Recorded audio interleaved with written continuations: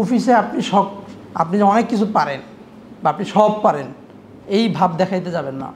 দেখাইতে গেলে অনেক সময় ক্ষতিগ্রস্ত হবেন, কারণ তখন সব কাজের দায়িত্ব আপনার উপরে আসবে। সাপোজ আপনি খাঁটি দুধ চেনেন, তো বসরে বললেন যে আপনার লোক যে আছে পিএস, সে তো খাঁটি দুধ কিনতে পারে না, আমি কিনে দিব। বাজারে যে একদিন খাঁটি দুধ কিনে এনে দিলেন, ও পরের দিন থেকে বস আপনাকে দিয়ে খাঁটি দুধ কিনাবে। অথবা কুরবানির সময় আসছে গরু, আপনি বললেন যে মানুষজন গরু কিনতে পারে না, গরু এরকম এরকম করে কিনতে হয়, যে এক কুরবানিতে গরু কিনে দিয়ে আসলেন, প্রতি কুরবানিতে বস আপনারা ডাকবে, ভাই আসেন হাত থেকে গরু কিনে দিয়েছে। তো আপনার যে মানে কলিগ হিসাবে কিংবা একটা অফিসের কর্মচারী হিসাবে আপনার যে মূল্যায়ন থাকা দরকার ছিল সেটা থাকবে না, ধীরে ধীরে নিচে নামতে থাকবে। সেই ক্ষেত্রে আপনি পরামর্শ দিতে পারেন, বাকি ওই ধরনের কাজে নিজে ইনভলভ হবেন না। আপনার একটা পার্সোনালিটি আছে, সেটা রক্ষা করার চেষ্টা করবেন।